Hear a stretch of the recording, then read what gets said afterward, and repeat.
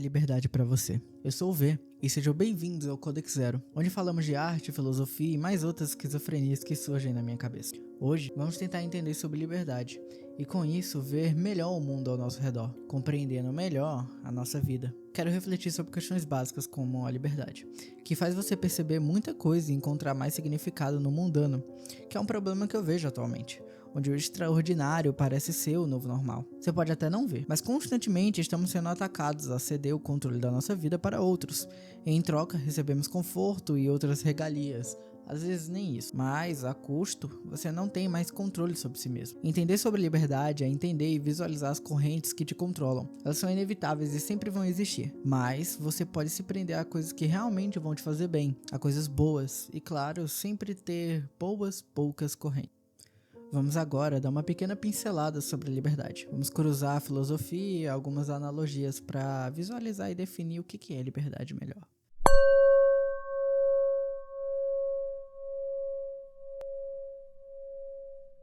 O existencialismo acredita que a existência precede a essência humana. Tá difícil de entender? Calma que eu vou explicar do começo. A maioria das pessoas, ou pelo menos algumas, acreditam que o ser humano nasce com um propósito. Essa ideia foi reforçada seja por culturas distintas ou religião, com ênfase no cristianismo. Entretanto, Sartre e outros autores do existencialismo acreditam que nós, seres humanos, não nascemos com um propósito, mas sim que temos que construir eles durante nossa existência. A ideia principal é que não há essência pré-definida.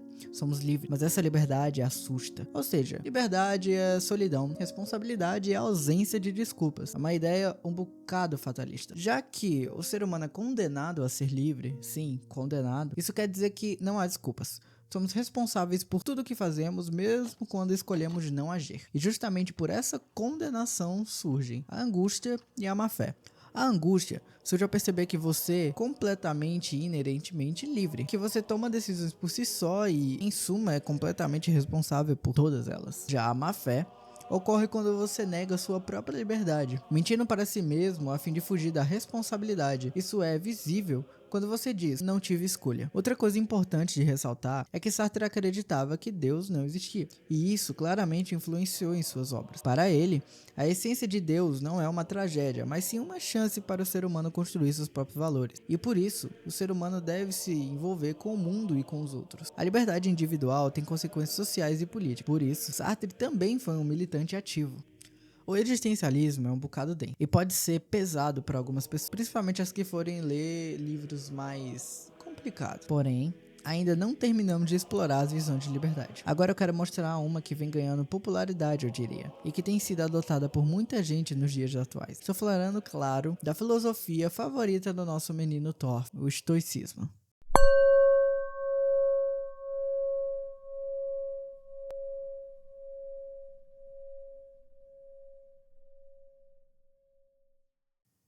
O estoicismo é uma filosofia que segue o preceito ao qual a liberdade real é interna. Domar medos, desejos e emoções são essenciais para ser alguém estoico. Vamos aprofundar mais um pouquinho. O estoicismo, principalmente de Epiteto, visa enfocar no que você pode controlar e o que você não pode controlar. Essa é a ideia base da ética estoica. O que depende de nós, nossos julgamentos, desejos, ações, nós fazemos algo sobre. Tentamos melhorar, consertar ou apenas tomar decisões com base nisso. Já o que não depende de nós, o corpo, a opinião alheia, a política, a saúde, a morte, os eventos externos, você se adapta a elas, mas não as deixa te consumirem por completo. Pense como se você estivesse em um trânsito. Você não pode, com o poder da sua raiva, mover o carro da frente, a não ser que você acelere o seu carro e bata com tudo no que tá na frente. Mas eu não recomendaria você fazer isso. O que você pode fazer? Simples, se acalmar e ser paciente. Mesmo que você esteja atrasado, você pode resolver aquilo rapidamente? Talvez um caminho alternativo ou coisa do tipo. Se sim, vá, sempre considerando se vale a pena também. Se não, respire e espere. Você não vai morrer por isso. Ao menos que você esteja no Rio de Janeiro, com a janela aberta em zona de risco. Aí você se fudeu, meu amor. A sabedoria está em focar no que podemos controlar e aceitar com serenidade o que não podemos. Porque não podemos controlar o mundo, não podemos alterar a ordem natural das coisas, mas sempre podemos controlar como reagimos a qualquer coisa. Isso é de lei. O estoicismo acredita que o ser humano é racional por natureza. Viver bem é viver com virtude, em harmonia com a razão e com a natureza do universo. Riqueza, fama e prazer são indiferentes. O bem verdadeiro é ser justo, corajoso, sábio e temperante. E para alcançar sabedoria, temperança e outros perks do estoicismo, o estoico deve praticar o autodomínio, a atenção constante e a reflexão diária. Devemos estar preparados para a adversidade, praticando o premeditatio malorum. Eu não sei falar muito bem. Antecipar mentalmente possíveis dificuldades. Entretanto, muito cuidado para não se tornar um paranoico do caralho. Você deve ser equilibrado e não cair em nenhum extremo. E claro, por último, o estoico deve aceitar o destino com amor, reconhecendo que o universo segue uma ordem racional e tudo o que acontece tem um papel nessa ordem. O estoicismo é brutalmente interessante, pelo menos na minha opinião. Tem um bocado de conteúdo no YouTube sobre estoicismo, principalmente porque ganhou popularidade recentemente, creio eu. Eu sou suspeito para falar, pois adoro o estoicismo como filosofia e acho realmente interessante. Até tento praticar um pouco dela. Acho que tem tanta coisa sobre que daria para fazer um vídeo inteiro só falando sobre estoicismo. Mas enfim, vamos à próxima filosofia e à última.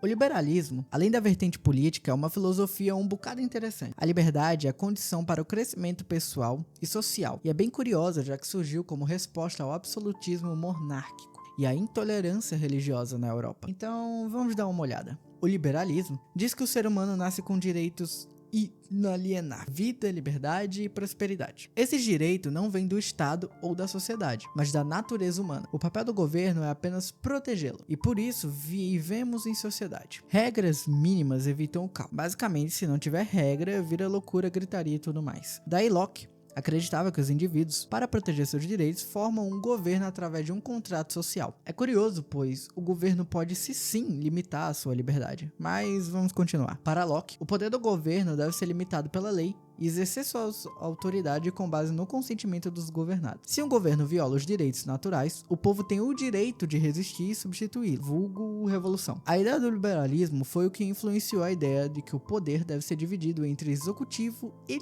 legislativo, para evitar abuso. Essa ideia seria posteriormente desenvolvida por Montesquieu e aplicada nas constituições modernas. Perdão, eu sou muito ruim com nomes. Para Locke, a prosperidade surge do trabalho. Quando alguém trabalha sobre algo da natureza, aquilo se torna sua posse. Então, a proteção da prosperidade privada é uma função central do Estado. Esse contrato é consensual. Os cidadãos entregam parte de sua liberdade em troca de segurança e justiça. Então, vamos focar em outra parte.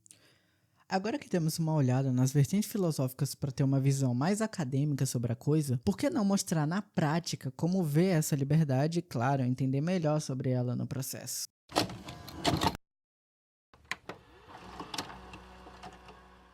Você já entendeu exatamente o que te prende? O que te faz questionar sua liberdade e escolhas individuais como indivíduo? Uma resposta exata, precisa e feita para você apenas olhando o interior você poderia responder. Entretanto, eu tenho algumas hipóteses. Primeiro, celular. Esse é o clichê. Acho que todo coach ou pessoa que ensina autoajuda ou melhorar a si mesmo aborda isso. Mas devo sempre deixar claro que não é esse extremo. Você não precisa deletar seu celular da face da existência, virar um monge e morar na puta que eu pariu com livros e um sonho. Mas também não precisa passar a maior parte do seu tempo útil consumindo coisas inúteis. Pense consigo mesmo, você está sendo equilibrado com ele? E se você realmente precisar, consegue negar a vontade de abrir um aplicativo aleatório apenas para rolar o feed sem propósito nenhum? Se a resposta for não, então você tem uma corrente no seu pescoço, que a maioria possui e não está tudo bem. Segundo, redes sociais. Essa daqui interage diretamente com o celular, mas não são exatamente codependentes. Porém, o celular potencializa e muito os efeitos dessa belezinha, que chamamos de rede social. E realmente é uma rede em formato aracnídeo que te prende, né? Parece inofensiva. É só um lugar onde você compartilha momentos, certo? Só que tem uma coisa. Você realmente tá postando pra registrar sua vida ou pra mostrar que ela vale de alguma coisa? Às vezes, nem isso. Incontáveis pessoas entram nas redes sociais apenas pra olhar outrem, pra avaliar, fazer correlações que são meio nada a ver e por aí vai. As redes não são um problema em si. O problema é quando sua autoestima depende da reação dos outros. Quando um comentário ou curtida vira sua dose diária de dopamina. Quando você se compara com gente que nem conhece e sente que sua vida tá atrasada. E sendo sincero, até mesmo eu caio nessa corrente. Porque parece tudo tão perfeito, mas aí fica... Será que é mesmo? E é óbvio que não. Estamos vendo nada mais e nada menos do que um frame de uma vida inteira. Que se colocarmos como FPS, é só a velocidade da luz constantemente. Então, cuidado. Você consegue ficar dias sem postar nada? Consegue viver um momento bem sem tirar uma foto ou fazer story? Se a resposta for não, talvez essa corrente também esteja no seu pescoço. E ela aperta sem fazer barulho. Mas a sensação fica. 3. O trabalho incessante. Essa daqui é sutil, pois está disfarçada. Trabalhar é necessário, claro. A gente precisa pagar as contas, comer, viver. Mas quando foi que viver virou sinônimo de produzir o tempo inteiro? Minha opinião sobre toda essa seita de produtividade é uma loucura. Sim, uma loucura, porque não somos feitos para produzir a todo momento.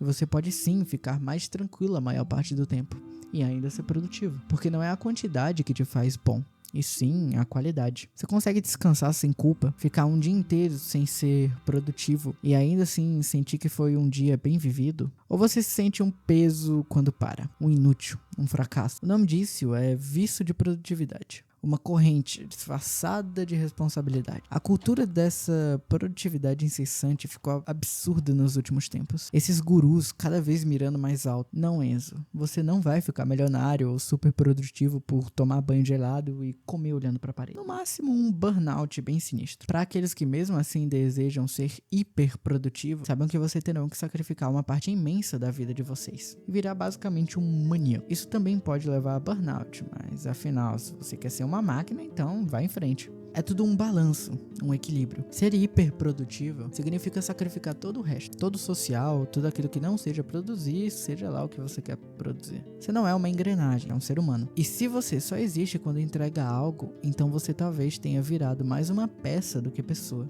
simbolizando assim a terceira corrente. 4.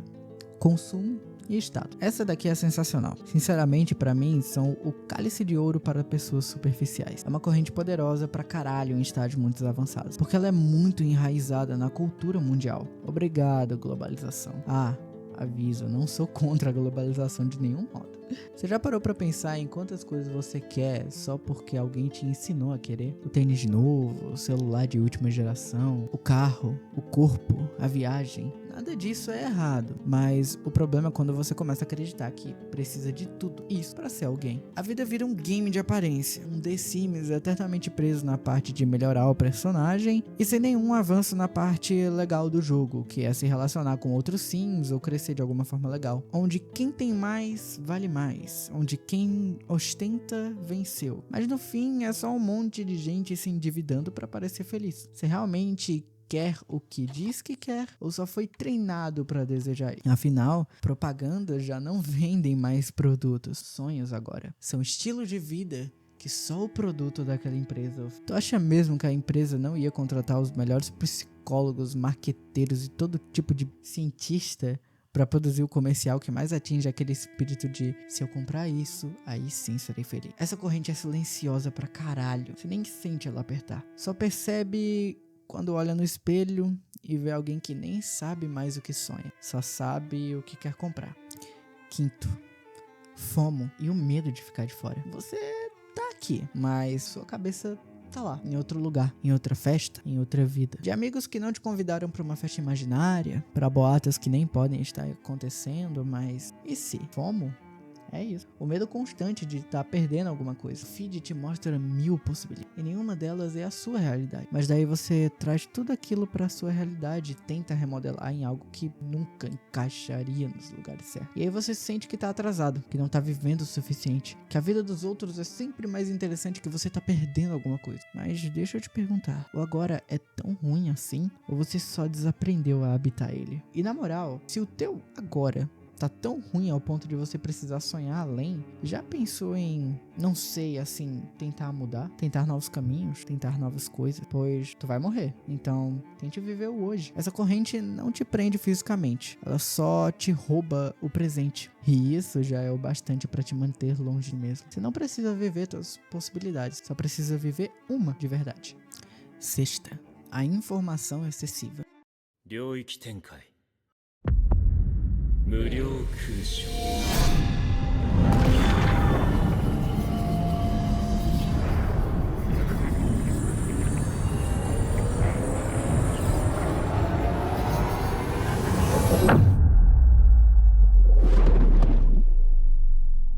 A coisa mais misericordiosa desse mundo é a incapacidade da mente humana de compreender tudo aquilo que nele existe. Já se pegou igualzinho o jogo quando caiu no vazio infinito do Gojo, porque, sinceramente, o TikTok, Reels ou qualquer plataforma dessas que te joga informações a cada 30 segundos é uma versão mais light da expansão do Gojo. E mesmo assim o resultado é igual. É tanta informação e coisa na sua cabeça que você acaba sem conseguir fazer nada. Hoje você tem acesso a tudo, mas me diz, com tanta informação você sabe mais ou só pensa menos? Você rola, assiste, escuta, lê, mas quase nunca digere. Seu cérebro está sempre ocupado, mas nunca... E sem silêncio não existe clareza. A verdade é que você pode estar se afogando no mar de conteúdo e morrendo de sede de conhecimento. Essa corrente é moderna, sofisticada, te faz se sentir inteligente quando te impede de pensar com profundidade. E, claro, é exatamente isso que o sistema quer. Conhecimento exige pausa, e se você nunca pausa, talvez só esteja colecionando ruído. E claro, existem outras correntes, um monte na real, mas vamos ser sinceros, você já sabe quais são as suas.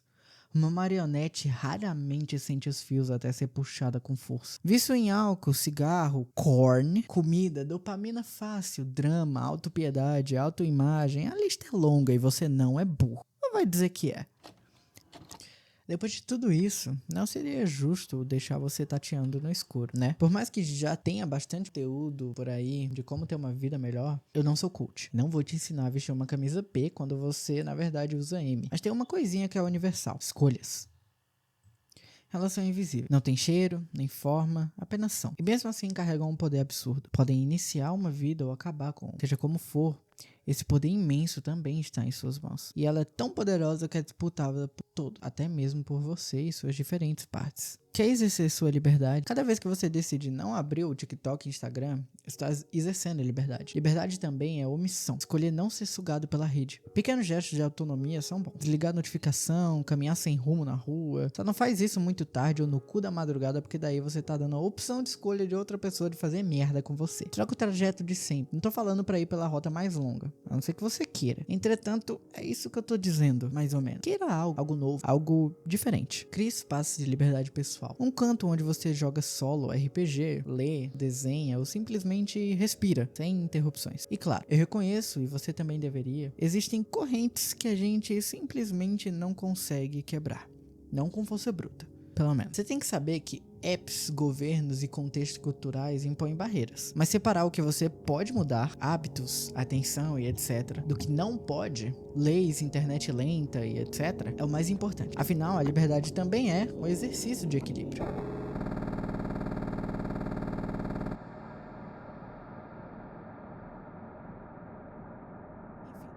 Acho que eu já me estendi demais. Recapitulando tudo, vimos que a liberdade pode ser fardo, de Sartre, controle interno, de Epiteto, ou uma responsabilidade social, de Locke. Na prática, ela se revela nas pequenas escolhas. Ignorar notificações, desligar o telefone, mudar a rota de sempre, reservar um espaço só seu, por aí vai. Se quer uma resposta definitiva, liberdade não é um estado distante, é o acúmulo de micro decisões que você faz todo dia. Então, toda vez que você faz uma pequena ação, você está exercendo a liberdade que você tanto almeja. E eu deixo uma pergunta pra você: qual foi a última micro decisão que te lembrou do seu poder de escolha?